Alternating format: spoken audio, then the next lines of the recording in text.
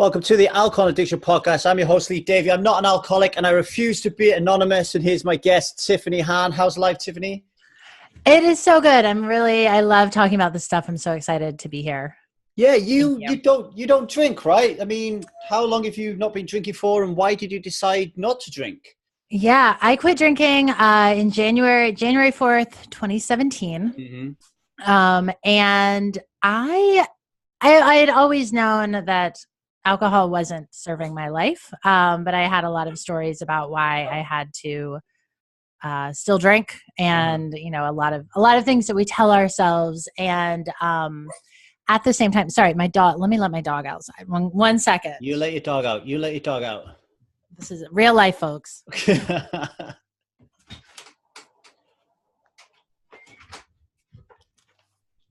Okay, I'm back.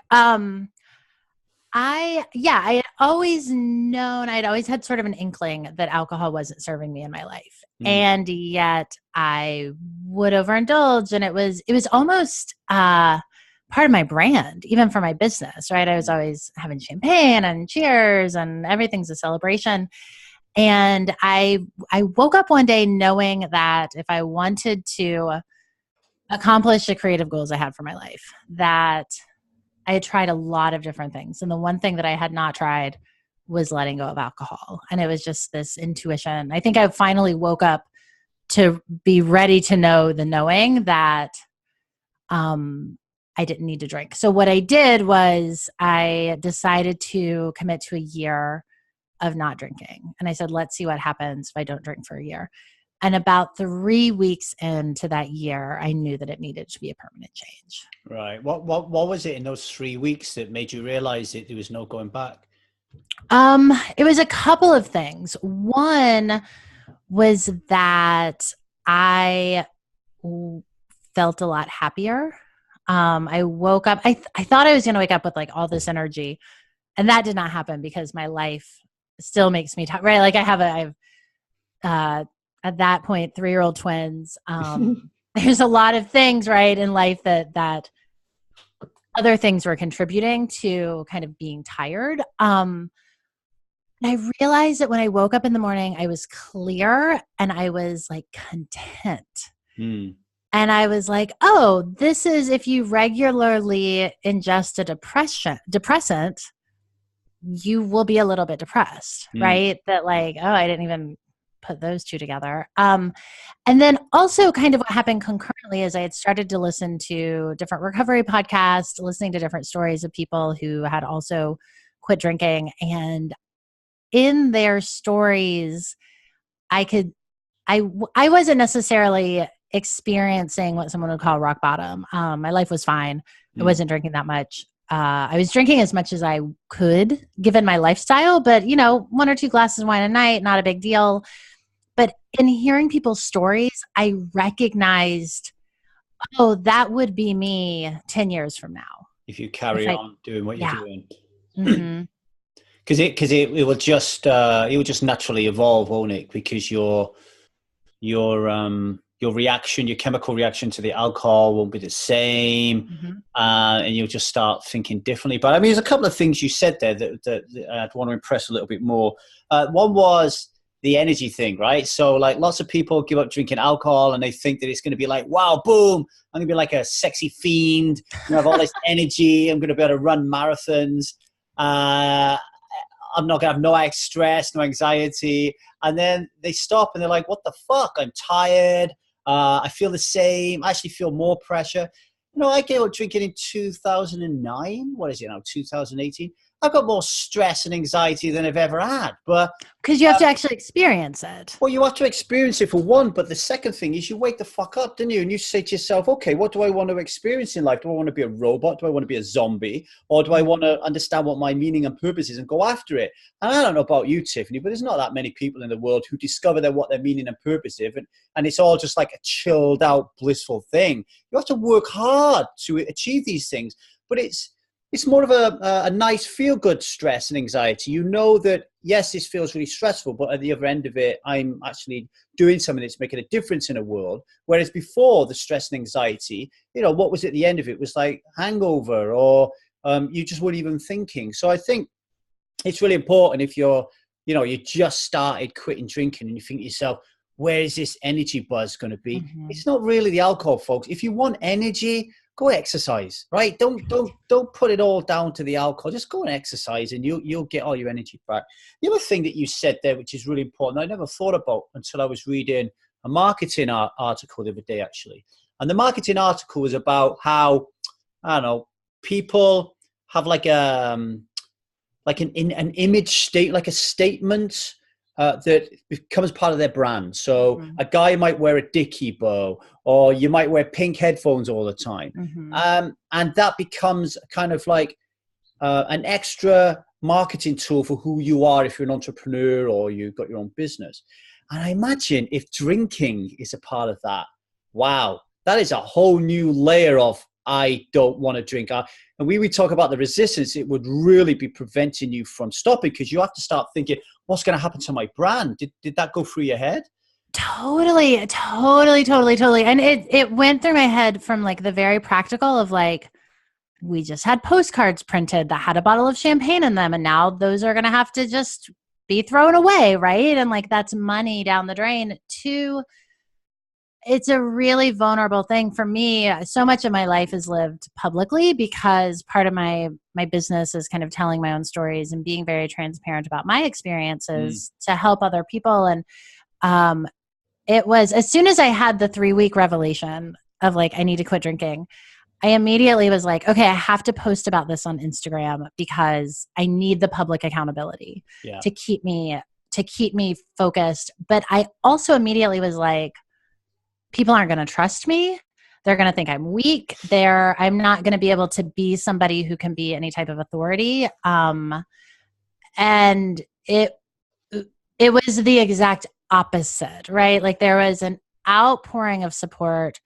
And in fact, I have made closer connections with people since I quit drinking around this conversation of not only sobriety and recovery, but also like owning what you need in your life and doing really uncomfortable things for the sake of the life that you want to live, which is what I teach, right? And this way of like raising your hand and saying yes and stepping into what's uncomfortable. So it was also a really great learning for me that like, it's so important for us to do scary things out loud in public and speak our truth. I think the public accountability part of it is a really important lesson. When I gave up drinking, I became somebody who doesn't drink alcohol in 2009. The first thing I did was create a blog. Okay. And it was, I think it was lee.davy.co.uk, some gambling website has bought it now. So every time you type that in, you get to some gambling site. But there it was, lee.davy. And I was just literally writing about my life at the time.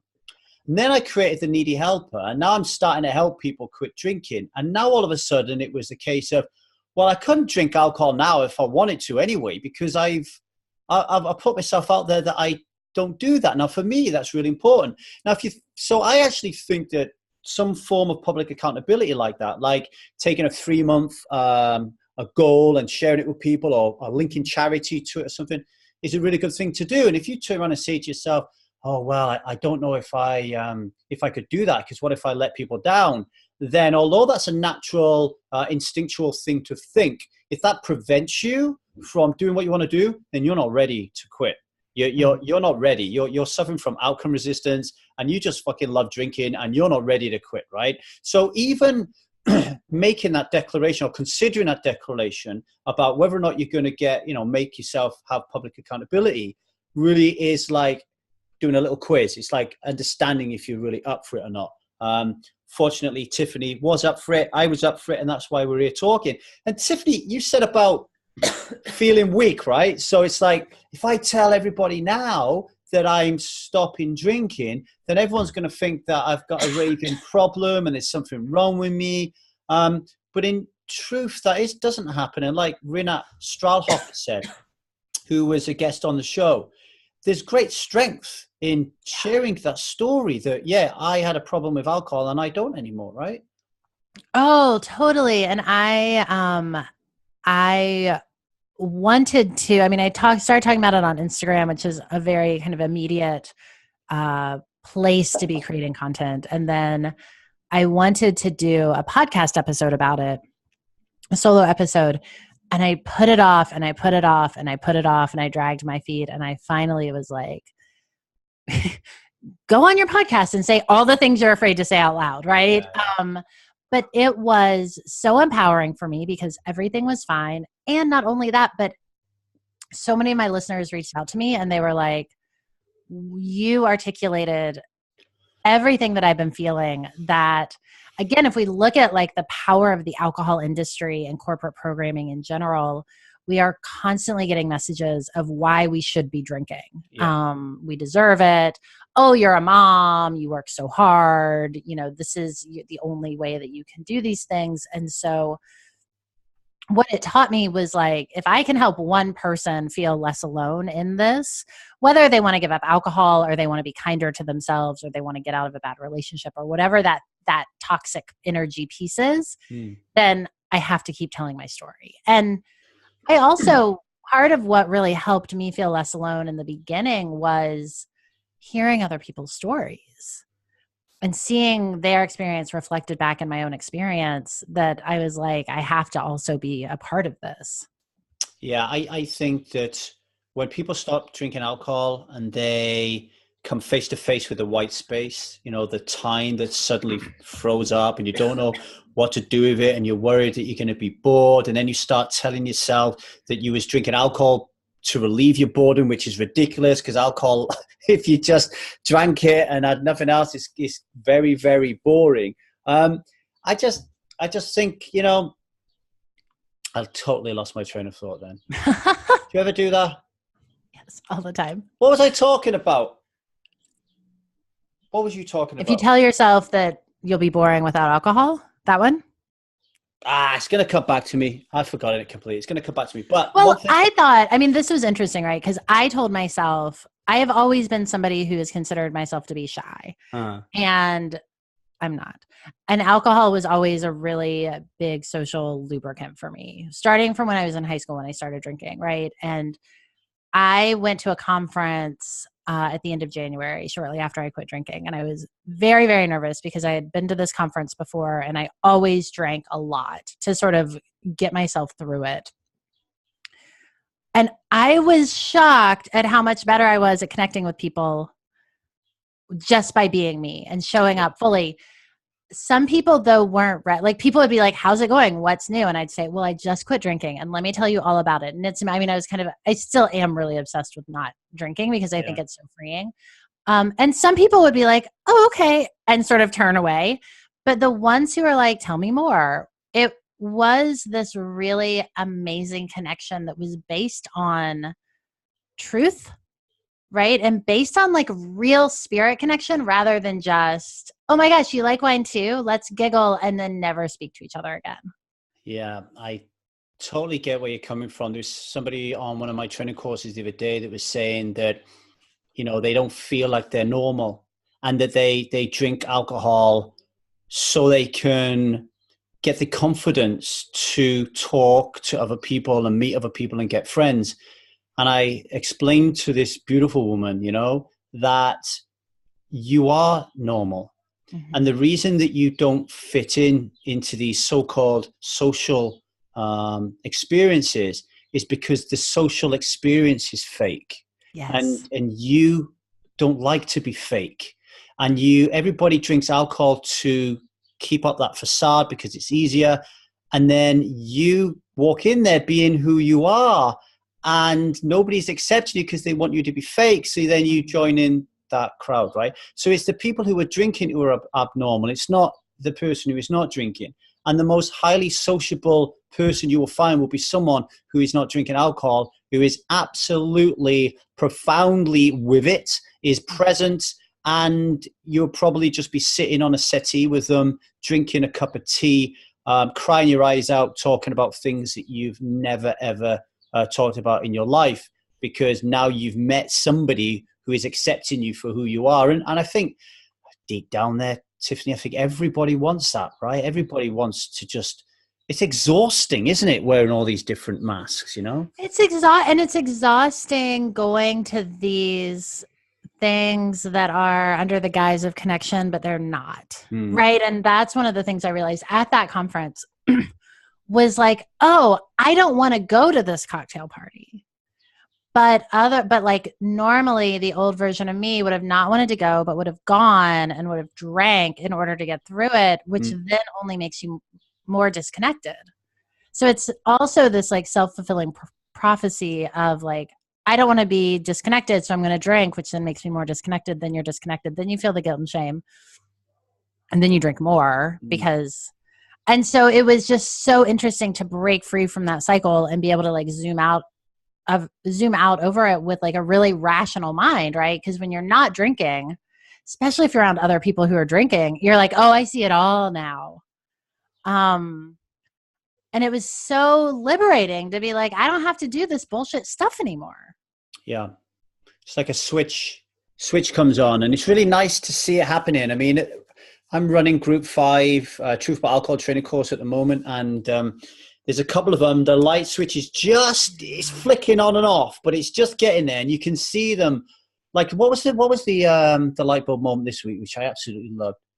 A couple of people realizing, hang on, I've been going about this all the wrong way. I've been thinking I'm going to miss out on alcohol, that I'm going to be depriving myself of something, that life is going to be terrible without it. I've been doing this wrong. I should be thinking how fucking great life is going to be because I don't have to be a slave to this thing. I don't have to be surrounded by these people, this environment, and everything that sucks my energy out of me, sucks my authenticity out of me. Because authenticity gets bandied around quite a lot these days, doesn't it? You know, everybody's chucking it around. But to me, that's what happened. We reached our teenage years. We're a kid, then we're a teenager. We look at the world and we're all ready to go for it. And we're like, what? They want me to do what? They want me to drink what? They want me to take what? I've got to behave that way, but I don't want to.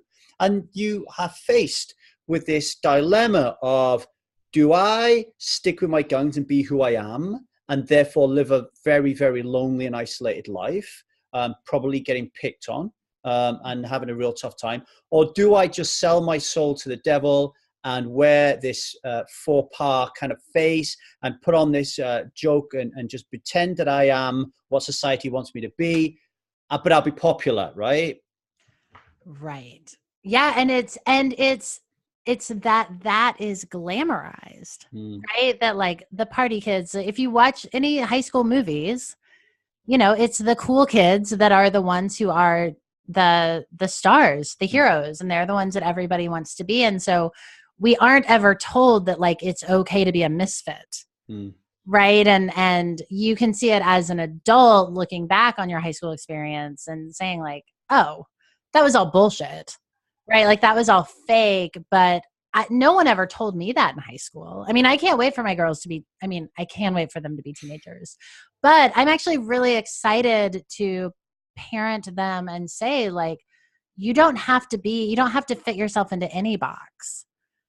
You know, that you can be that you're allowed to speak up and to stand out and to be different, and hopefully teach them starting now how to be comfortable with themselves so that they don't need to like numb out and quiet down who they are in order to fit in. I mean, that was a story through my whole life, even before I started drinking alcohol. And you can't do that. You can't be the top-notch parent you want to be. I mean, if we think about it, 95% of the time, we're wandering around in pre-programmed state. We don't even know what we're doing. 95% of the time, we're a zombie. Now, that's a scary thing, right? What it is when not only you're a zombie, but you're kind of zoned out because alcohol has like made you become some fake version of your former self. But when you stop drinking alcohol and you really take a look at your values and you really start saying, what are my core values and how do I want to live aligned with our core values? And what are my meaning and purpose? And how am I going to incorporate the universe, God, or whatever I want to call it? How am I going to treat people and be in service? Now be a zombie like that. 95% of the time, if you're thinking like that and acting like that subconsciously, well, your kids are going to have a much better opportunity to look at you as a role model than they are if 95% of the time you're just out of it. you're using the wrong terminology, you're speaking the wrong language, you're behaving in the wrong way. I mean, for me, I know what even my wife thinks I'm a bit overboard with this one. But if I go round to our friend's house to, you know, socialize for the night, and they've got kids and I've got kids, and I bring my kid along and everyone's drinking wine, that really bothers me. Mm-hmm. Because I'm thinking, oh, I know I have to explain that. Mm-hmm. I mean, I have to explain it at some point in the future anyway, but I get angry with the world and angry with society that I have to explain why we're drinking a powerful poison. In order to have fun. In order to fit in. Yeah. You know, it's really difficult. You've just, a lot of times with kids, Tiffany, I guess you just got to do the best you can as a role model and cross your fingers and hope that they get through it as unscathed as they can. But we are, after all, walking billboards. I think it was Ann Dowsett Johnson in the book Drink. She talked very, very heavily about marketing's emphasis on mums in particular, and getting mums to drink and for mums to be cool about wine o'clock and all that crap. Mm-hmm. And she said that you can't, once the alcohol industry has got the mum drinking, they've nailed it, because the mum is just a billboard. Yeah. It's a classic advertising. Look at me. I can drink half a bottle of wine a night and function. It's normal. You can do the same, you know? Well, not only is it normal, but it makes me more fun. It's hilarious. Isn't this so funny? And what I found for myself, one of my huge wake-up calls with my drinking was I work from home, but my office is in the backyard. Mm-hmm. And so I would come in at the end of the day and pour myself a glass of wine while I was feeding my girls dinner. And they were just about to turn 3 when I quit drinking.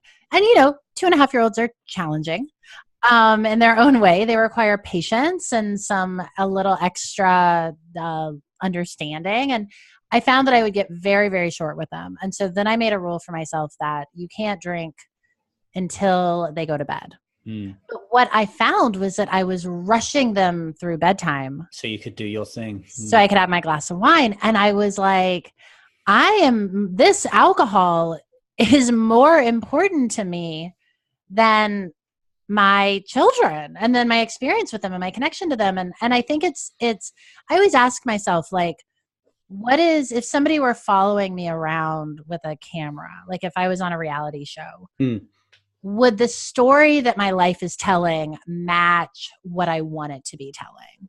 Because of course my family is the most important thing to me. But if you were to rewatch that footage, the story that it's telling was actually what was going on, right? And so when we're like, oh shit, this isn't good, I think I was just ready to know it. Yeah, there's an exercise we do on the training course around values where the course participants, they have a good think about what their core values are. They write down what they believe they are, what they want to be. Mm-hmm. And then we ask the question, are you living that life right now? Are you embodying those values? And does alcohol fit any of them?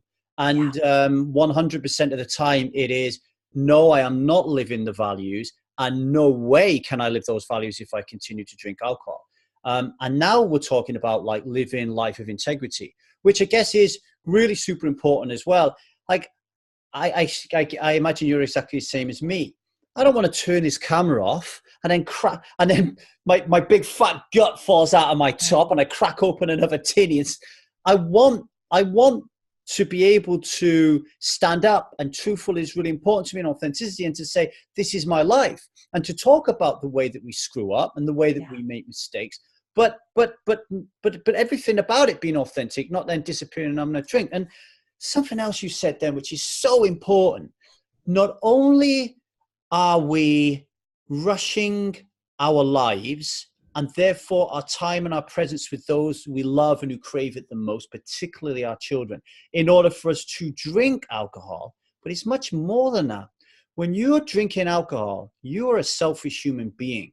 So you're not rushing to put your kids to bed just so you can drink alcohol. You're rushing to put them to bed so you can sleep, so you can relax, so you can watch Netflix, so you can eat shit, so you can play poker, so you can watch football. Anything that takes you away from being in that beautiful present moment with a child who very quickly goes from 3 to 18 and you wonder where the fuck that went, right? And you don't notice that until you stop drinking, and you're very fortunate, like I am, to have 2 children 17 years apart, and you're like, oh, this is what presence is like. Yeah. And that's all they want is your attention. That is all they want, is for you to like. So I sat with my daughters the other day, and one of them was just, I was coloring with her, and all she did was watch me color. She just, it's like, that's all they want. And I think that it's, I think it's so important that we recognize that life without alcohol is beautiful and amazing. And I think such a privilege to not need it. Definitely. You could probably hear my little one crying. Yeah, because I don't have a very good space here, so we have to lock my wife and my daughter in the bedroom. Let me just show you something. It's a bit of a mess here right now, but this is the remnants of our painting experience that we had yesterday. And I can tell you that when I was drinking, there was no way we would ever have a painting experience. No way. Because you can't deal with the stress if you're not willing to experience it, right? Like, it's a numbing thing. And it's going to be messy, and it's going to take too much time. And, you just live in this irritable state, right? Yeah. Everything is irritable. You come home from work, your kid runs up to you, they're saying, play with me, daddy. And you're like, in your head, you're like, just get the fuck off me. I'm tired. I've been working all day. I just want a beer and to just relax. I'll play with you later.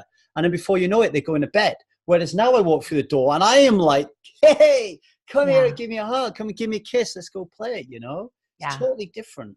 And if you're listening to this and you've got kids and you're obviously listening to this because drinking is taking a hold of your life that you don't want, maybe you're feeling a little bit sad right now because you're thinking, well, am I doing this? Am I behaving in this way, et cetera, et cetera? Now, you're going to be hit by shame, right? So shame's going to hit you. And it certainly did for me. I had a divorce. I carried a lot of shame.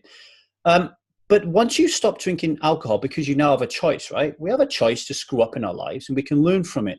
But then you feel pride. You feel a sense of pride. And then you can be a really good parent. And then your pride will slowly take care of the shame. Okay. Yeah. But you have to take action. You have to do something. You have to pull the trigger at some point and get on with something, and that moves me on quite perfectly to a phrase that I've seen on your website a lot, like the motherfucking truth, right? Mm-hmm. So I guess what we've been talking about, it feels like when I'm reading your story, it's kind of what we're talking about. But you let me know when you said to yourself, I want to teach people the motherfucking truth, what was it that was going on in your mind? What were you thinking about? What is that truth?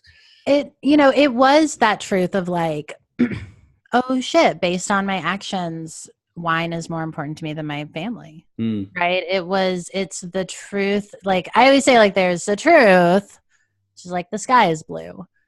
Alcohol is bad, blah, blah, blah. And then there's the motherfucking truth, which is the truth that you hear that like hits you in the gut. That is like, oh. And I think that, I know for me, I want to live from a place of embracing that truth, even if it hurts, even if it stings, even if it's incredibly disruptive to our lives, because often it is, especially if we've designed our lives around these systems that we realize aren't working for us. And I really think that part of my job is to say out loud what other people are experiencing, but aren't yet comfortable saying, which keeps me honest. Right? Sometimes I'm like, what have I done? Very definitely. If giving yourself a tough life there, but also a very rewarding one. Well, and once you dive into the truth, it becomes, like you talk about living in integrity. and you don't want to turn the camera off and crack open a beer, it's like you actually realize that life is so much easier when you just get to show up as yourself all the time, because then you don't have to figure out, what am I allowed to say? What am I not allowed to say? Who do I have to be in this situation? When can I finally be myself, or when can I stop pretending? And so it's actually incredibly liberating to be that person. And yet it's still, it's like a daily practice. Like I'm doing right now on Instagram, a project where every day I do what it's called a truth talk. And some days I don't want to do it. I'm like, I don't know what to say today. And I'm tired of this. And why did I do this? But there's something so liberating about just showing up fully every single day in your life. Yeah, it's definitely liberating. It's also challenging. I write poker articles in my spare time, and I woke up this morning. I'm contractually obliged to tweet out my articles on my my poker Twitter account, I guess. And I looked at Hootsuite this morning to tweet some stuff out, and there was a huge conversation going on about my work. And I read it, and basically the nuts and bolts of it is I write very, very, very differently than every other poker writer. I'm not a trained writer. I just decided one day when I stopped drinking alcohol that I was going to be a writer, and I write how I feel, that I write for myself. I write in the way that I would really like this if I read it. And then I cross my fingers and hope that other people like it. But because it's authentic, and because it's different, and because it's just me being me, the people who are used to poker writing being this way, so poker writing has to be like this, women have to be like this, mothers of twins have to be like this, fathers have to be like this, it's all fucking bullshit. And if you try to veer away from it just slightly, it's like the crab, it's like the metaphor of the crabs trying to crawl out the bucket, right? So you've got a lot of crabs in a bucket, one crab tries to get out, every other crab will pull it down, so they all die together. They will not let that crab leave. And it's like that in life, If you try to write differently, all the poker writers will go onto Twitter and they'll say, this guy is a dick. Why are they saying it? And it's always passive aggressively, right? It's always passive aggressively. It's designed to get you back into the box. Please write like us, because we don't understand you, and that's a little bit frightening. So yes, very, very liberating, but also very, very challenging, because you will end up in confrontational spots. There's no way around it. Yeah, and it's divisive, right? Like it's really interesting where I can kind of run these experiments on Instagram, and the things that I write about there that get the most response of people saying, oh my God, thank you. Yes, I needed to hear this, are also the ones that immediately lose me followers, that lose me the most followers. And so I have to remind myself that my job is not to appeal to the masses. That was almost what I was trying to do before with the champagne and the isn't everything so fun and whatever. And when I went deeper into myself and deeper into my truth, which all came about when I quit drinking, right? And was ready to realize that, and then kind of put myself onto my own self-designed course of recovery, because I wanted to really stay committed to not drinking. That I was like, I can't play these games anymore. I can't. If this is a way to be successful, I don't want it. Yeah.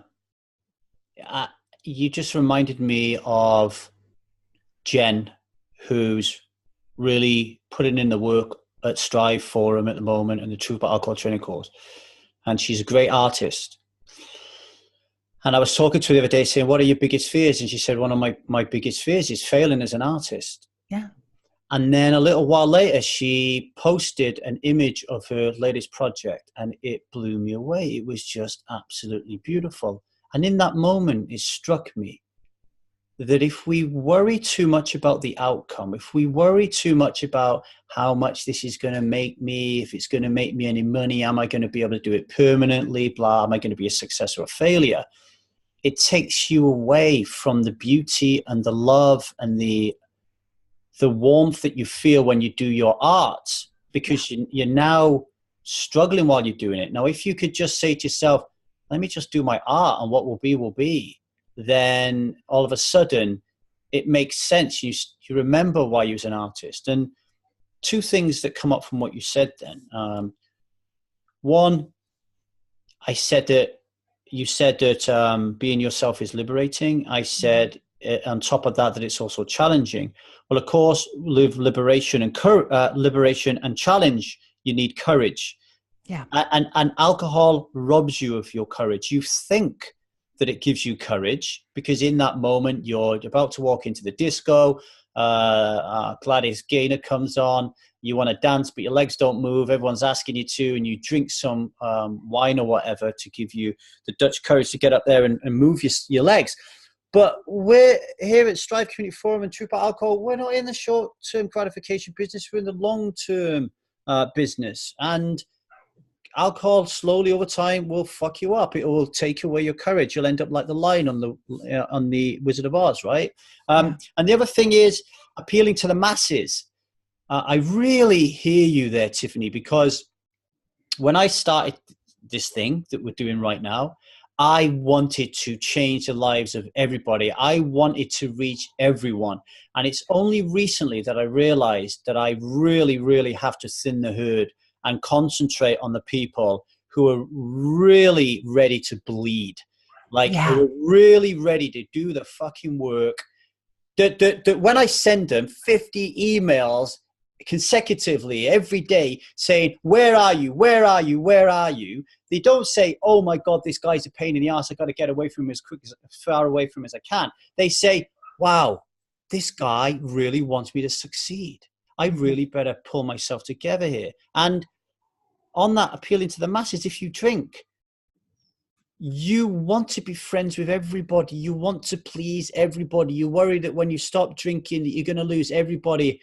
I don't know about you, Tiffany. If I have more than 2 friends when I'm a non-drinker, deep, meaningful friends, I ain't got time for any. I ain't got time. You know. So just chill out. Work on becoming someone who doesn't drink alcohol. Get your energy right, because if you're acting like a dick, you're going to attract dicks. Which says if you act like a really nice, beautiful person, you'll attract someone who's really nice and beautiful. And then just let 1 or 2 people come in your life and focus on a few core relationships. I mean, there's so much stuff that after I quit drinking, I looked at my life and was like, this is all bullshit. None of this matters. And I think that's really scary to notice about your life, to look around and be like, what have I been doing? I've been wasting my time on XYZ. But we think it's scary. But the alternative is just that you stay in denial and continue wasting your life on XYZ. So you have to be willing to wake up to the truth in order to have that meaning, to have that life that's in alignment with your values, to have, it's about how we spend the hours of our day. And I don't want to be numb. No. Even though sometimes I think that it would make my life a little bit easier, right? Like in the moment, I'm like, oh, I don't want to deal with this. But I think for me, a huge turning point in my own letting go of alcohol was the day that I woke up and realized there is not a single circumstance where my life will be better if I bring in alcohol. Yes. I work on the premise, alcohol has 0 value. Yeah. 0 value. And why that's important is because in order to be someone who doesn't drink alcohol, you need to get beyond cravings and desire, because otherwise you're always going to be on the edge. You're going to walk into a room one day, hello doggy, and you're going to be battling with your demons. Yeah. I never think about drinking ever. And I want that security to be passed on to other people. And the only way to do that, in my knowledge and understanding and my personal experience, is to understand and believe in a convictional sense that alcohol offers no value. And I remember watching The Secret. You know the times in your life, and there's only a few of them, when you really are crying. like not like crying, like really crying, like Mm-hmm. sobbing, uncontrollably crying. I watched The Secret and I ended up sobbing uncontrollably. I couldn't pull myself together.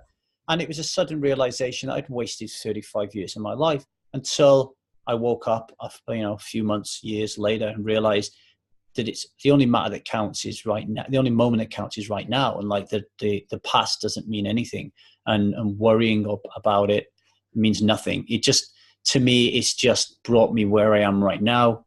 And I love the way I'm right now. So I'll take all the shit that happened in the past type of thing, So same thing. Yeah. I like a good blubber as well.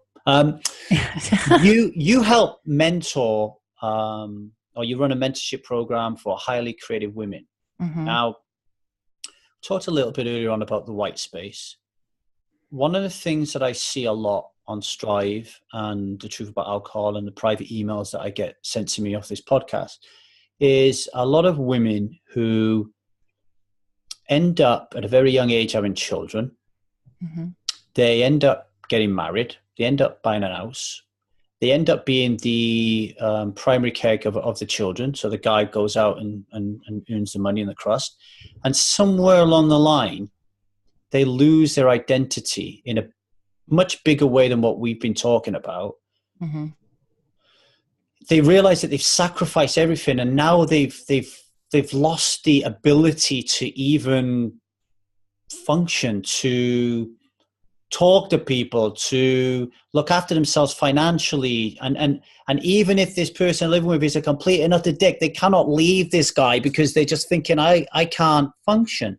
And this happens a lot. So when they stop drinking, they really don't know what to do with their time and space because they don't feel capable.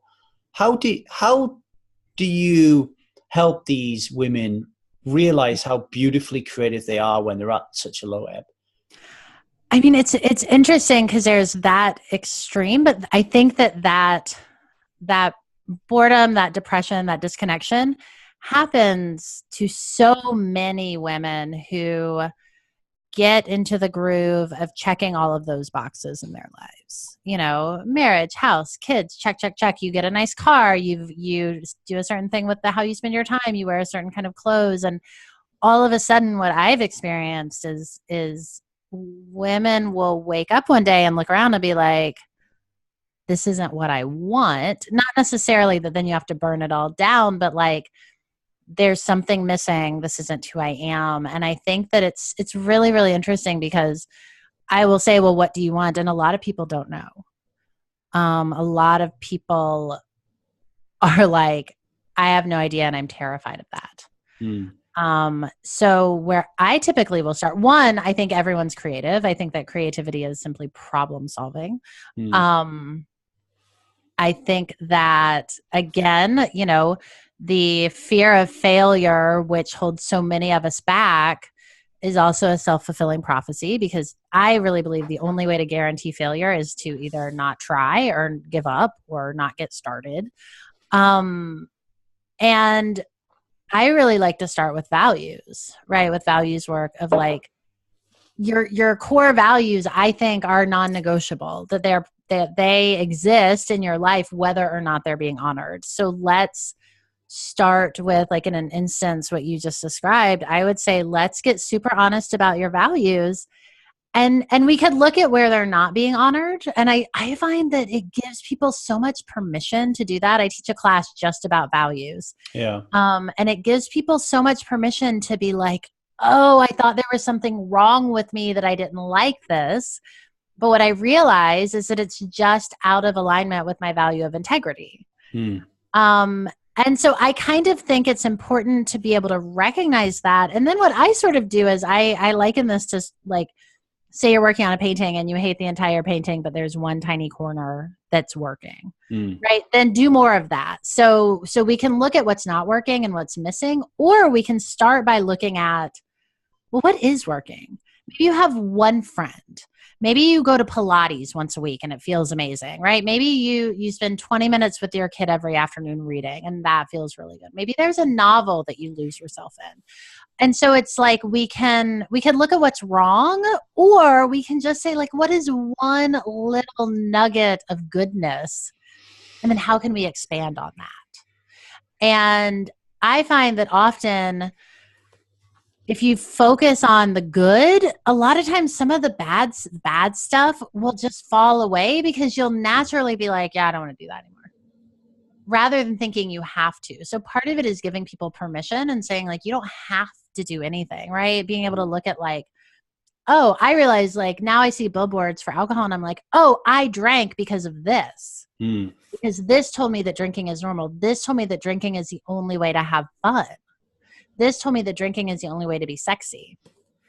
And once you recognize that, once you start to recognize all these stories that you've been carrying around, you can just decide to believe something different. And it's not quite, I mean, it requires work, right? There's a waking up to yourself. I always tell people like, this can be really exhausting when you start to realize like all of the stories you've been carrying around. But also, I mean, you know this, I'm sure, and I'm sure you see on the people you teach. Once you know the truth and see it, you can't go back. No. You can't unknow it. Once you realize, I don't want to drink, you can try to pretend you don't know it, but it's going to keep showing up. It's going to keep showing up. It's going to keep showing up. And so the only way then to the other side is to just know what you know and let yourself know it and then figure out how to keep going. Yeah, I think that when you said that a lot of people you speak to, they don't even know what they want and they freak out about that. That was another blubber moment for me. Mm-hmm. I remember writing a list of all the things that I got enjoyment out of in life in order to try to find my meaning and purpose. And it was such a small list. It was like, I enjoy having sex. I enjoy watching football. I enjoy playing poker. I enjoy, I don't know, playing with my kids. I probably wrote, but probably didn't even mean that really. And I remember getting really upset thinking, wow, you really don't know what you're doing, son. And I had one piece of advice that changed my life really. It was, hang on a minute, you've been working in the railway industry for 20 years. Yep. And you hate it. And that's why we're doing work together, because you realize that someone's saying you can be whatever you want to be, do whatever you want to do. And now you just realize that for 20 years, you've been doing this job for no other reason that you just needed to make some money and it was the best job available. And now you're just too afraid to leave. And you hate it, but you've been doing it for 20 years. You've got a really high powered job. You're responsible for so many things. Well, you must have been doing something right. So what is it about this job that you hate so much that you're really good at? Yeah. And I never even thought of looking there, because how I had compartmentalized my life was, I hate my job. So that's nothing to do with meaning and purpose. Mm-hmm. Job bad. Yeah. Dump that. Don't look at that. I like football. So maybe I'll find my meaning and purpose in football. No. It was there. What I'd been practicing and doing for 20 years that I was good at. And suddenly I realized, oh, I like the sound of my own voice. I like being the joker. I like standing up and speaking. I like actually talking about myself, which a lot of people think is a bit narcissistic and egotistical. But guess what? When you like talking about yourself, it enables you to create a very powerful brand story, and it enables you to create a podcast, and it enables you to create a company that helps you help people quit alcohol, because they look at you telling your story and think, wow, if he can say that he was a complete fuck up, then so can I. So I think it's okay and natural, isn't it, for people not to know what the fuck is going on? It is. And like, I always tell myself, we have to remember that a lot of times the thing we hate about our lives now was something we worked so hard to get to. Right. And so like this job, it's like we're told you work your way up and you become a manager and you make more money and you get the raise, and you do all this stuff and you get the office. And so we do that. And then we wake up one day and we're like, I don't want this. But rather than curse where you are, say like, but I did want it and it's just no longer serving me. Yeah. Right. And like, that feels so much more empowering than being like, I've wasted my life. Yeah. You know, that that doesn't feel good. Who was I talking to the other day on interviewing on the podcast? Oh, Georgia Foster. So I was interviewing Georgia Foster, 7 days of how to drink less in 7 days, the author of How to Drink Less in 7 Days. And she was talking about the perfectionist personality and how the perfectionist personality is like, right, I'm never going to drink again in my life. Right, I'm never going to smoke again in my life. Right, I'm never going to watch pornography again in my life. And I'm thinking, well, that's me. And another part of that is, oh my God, my life has been complete and utter waste of time. But of course, no. You know, what you say there is right. You need to look back and say, okay, I want to change right now, and here are the reasons why I want to change. Now let's look at all the good things and all the things that I did and all the hard work, all the connections I made, which I think is super important. And let's see how I can leverage all of those when I'm working with Tiffany on how to find my creative self, right? You don't need to have a blank sheet of paper and start from scratch, because even if you're drinking and you're a zombie for 35 years, on occasions, the real authentic you is going to produce itself in some wonderful moments of magic. And it's really good to remember those. Before I leave you, let's talk a little bit about your 100 rejection letters training course. What is it? What's the inspiration behind it? And who is it to serve? Yeah. So that is, it really came from me recognizing in myself a fear of failure. And back in 2012, I had read the book, The Artist Way. And there was a chapter about sidestepping your fear. And I think so many of us try to either beat up our fear, which is just putting more energy into it, or wait for it to go away before we get started. And so I decided for myself, I really like big, bold public challenges. I decided I'm going to get 100 rejection letters. And at the time, this was pre-podcast, but I had a blog and I blogged about it. And it was my own public challenge to say, I'm going to go after every opportunity that appeals to me. And with the goal of either getting the yes, or each rejection will move me closer to what I considered once I get 100 rejection letters, I'll have figured some stuff out. It's kind of stemmed too from when I was younger. I rode horses, and my horseback riding instructor would always say, you have to fall off 7 times to be a good rider. So every time you fell off, it literally would hurt. But you would be like, all right, well, I'm one fall closer to 7. And in 2014, I turned it into a training program for creative women who want more opportunities, but are not getting it by just sitting around and waiting for what they want. And so it's a little psychology trick of either you get the yes, or I actually send people a gold star, like a chart with gold star stickers, or you get a gold star. And it's a yes either way, right? It's reinforcing that behavior. It's a positive reinforcement, tricking our brain into realizing that a no or a rejection or a quote unquote failure doesn't have power over us. It doesn't actually mean anything. It just gets you, I really believe, one step closer to where you want to be, because it's you creating a habit out of showing up and going after the things you want. Yeah, so many things come up for me then. I remember I went skiing in Breckenridge, and I told my cousin that I'd gone. It was only the second time I'd ever been skiing. And he said, how did it go? I said, oh, it was fantastic. I never fell once. And he said, well, you didn't really try hard enough then, did you? I always remember that.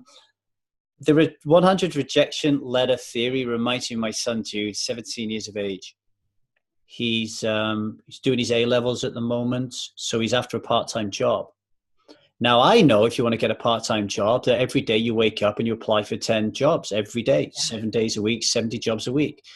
But he hasn't got that mentality because he's afraid of being told he can't get a job. He's not good enough, which means he's never going to get a job.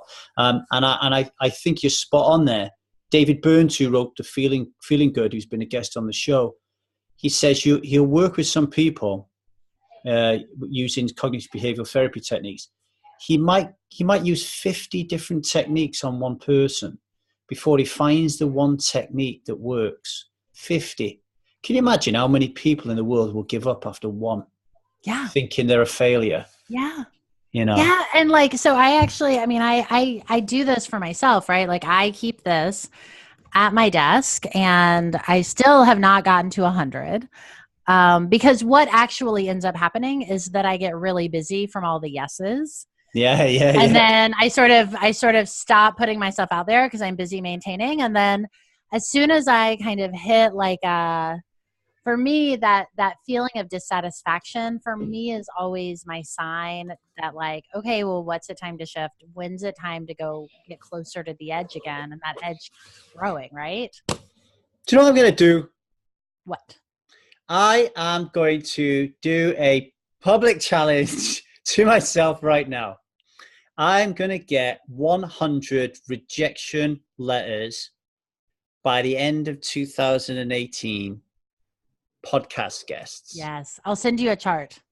Please. Yes. Send me your address and I'll send you a chart because it's, yeah. I've only got about 5 rejections. And I think the reason I've only got 5 rejections is I haven't been trying to push myself to get the guests on with the biggest audiences because I'm afraid that everyone will just say no.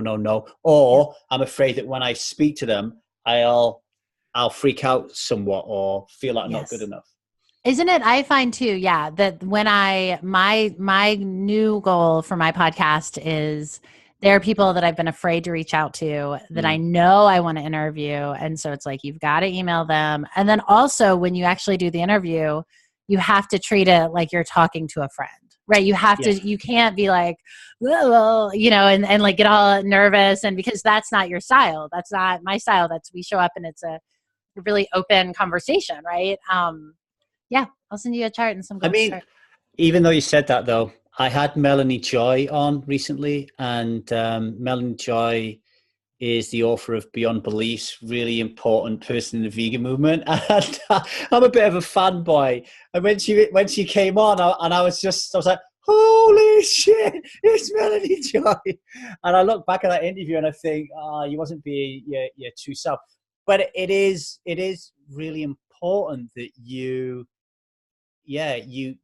try to remember that we're all skin and bone, right?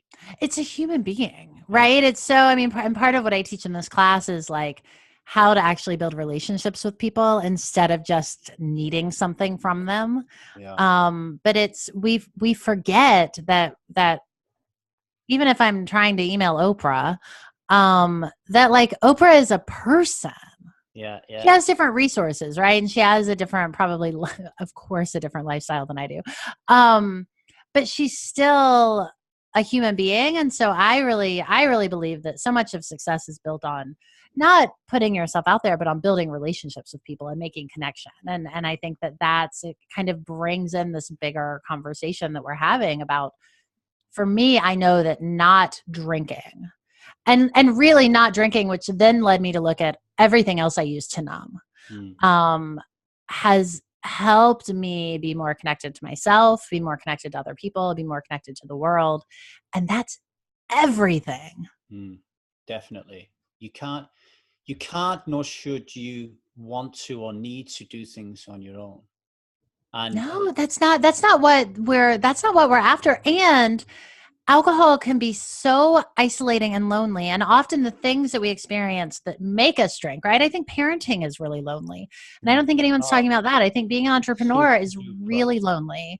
Yeah. Being creative is really lonely. And we aren't, as soon as though I can say to you, it's really lonely, isn't it? And you're like, yes, thank you. And then parenting is especially lonely when your husband locks you in the bedroom with said child for an hour while you have a conversation with Tiffany Han. Yes. Yeah. I need a new house, Tiffany. I need a new house. One thing I just wanted to say though, on the rejection thing, someone wrote to me the other day and said, what did they say to me? Very short email. He said, if you really want to help people quit alcohol, why are you charging people for your services? shame on you. Ugh. And things like that really bother me. I'd love to say they don't bother me, but they do bother me. And I wrote back and said, well, actually, because she was referring to the training course that I run, said actually 62% of course attendees so far have had the course for nothing. And 30 odd percent had it for half price, and then the rest had wanted to pay full price, right? So think about that. 62% of people approached me and said, I haven't got any money. I see you've got a course there.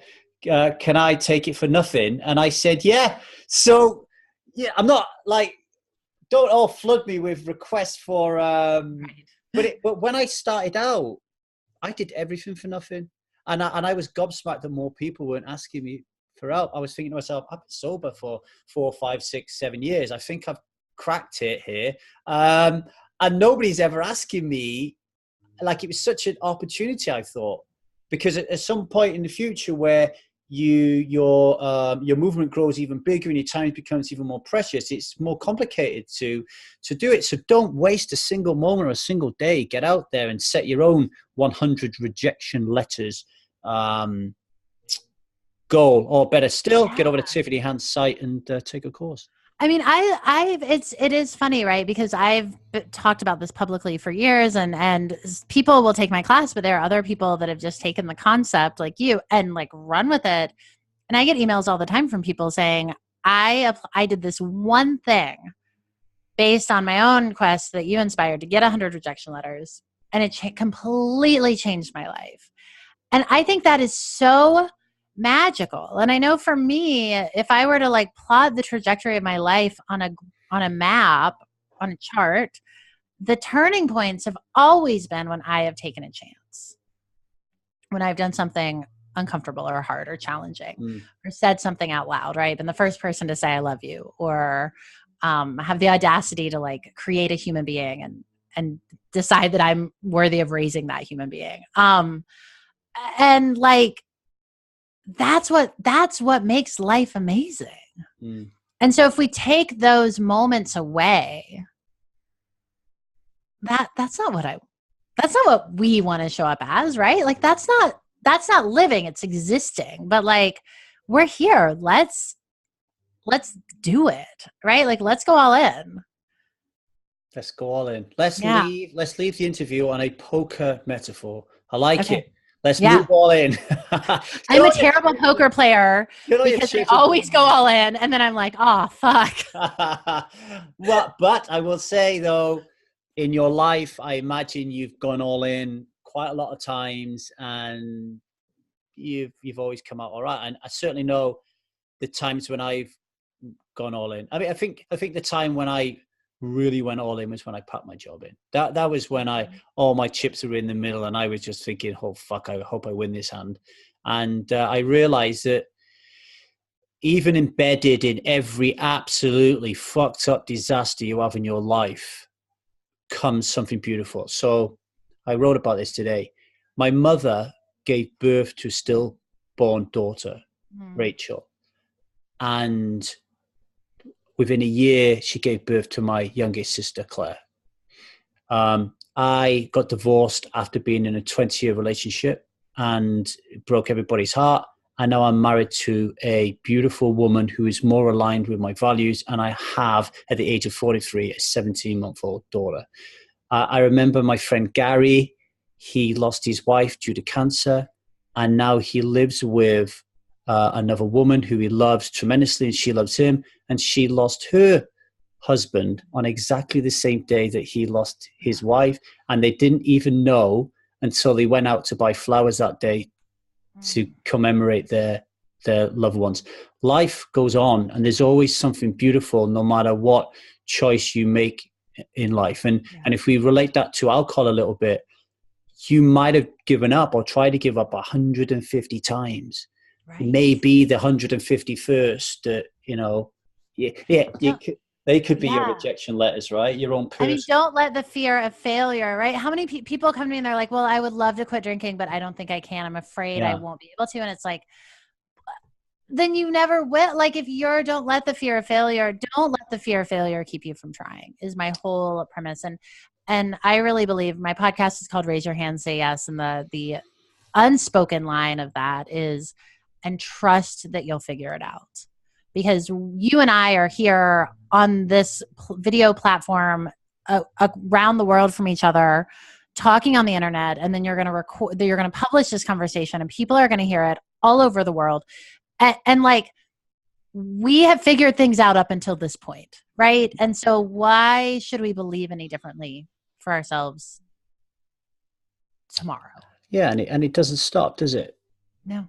Mm-hmm. It doesn't stop because you have a podcast. It doesn't stop because you're self-employed. It doesn't stop because you quit drinking. It doesn't stop because you pack your job in. Life just motors on, and it's until you realize that, oh, right, life is supposed to be pretty shitty as well as it's supposed to be good. Me and Tiffany are fortunate that we've got young kids. What is the one word that, I'm not going to ask you actually, in case you don't say what I want you to say. Here, the one word that my daughter says more than any other is no. She says no all the time. She said, when she says yes, it's really cute, but she says no all the time. There's something about us biologically that we kind of like, we're like, no, kind of like, we have to really try hard to be super positive. We have to try really hard to say yes. We have to try really hard to be up for it. Even in a relationship, you know, we think, oh my God, I argued with my wife yesterday. That's terrible. Yes, you're supposed to argue. You're supposed to have conflict. You're supposed to fall out. My kids are a little older, so the word they say all the time is why. Right. I'm waiting for that one. Yeah. Yeah. So why everything? And it's interesting. Why? Think about that, folks, because when you stop quitting drinking, you start philosophizing. That is the word you use all the time. Why? Tiffany, got to shoot off. Got to let my family out of the prison. Thank you. Thank you very much for being a wonderful guest. Thanks for all the work you do. I'll put all the different links to the 100 rejection letters and all the other training resources that you've got on there. Yeah. I wish you all the best for the future. Thank you for joining us. Thank you so much. This was wonderful.